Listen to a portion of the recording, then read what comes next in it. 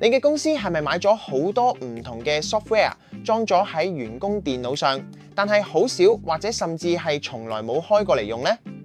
根據統計，企業平均有高達30% 嘅 software budget 係嘥咗㗎，而呢筆錢本身係可以用喺更加有用嘅地方。喺傳統嘅 IT 管理入邊，你可能知道公司買咗1000套某個 software license， 都知道佢哋裝咗喺1000部電腦身上，但係你答唔到一個最關鍵嘅問題，就係呢1000個員工入面有幾多人真係有開過或者用過呢個 software， 而呢個就係 WXP 現代化 IT 平台真正發揮價值嘅地方。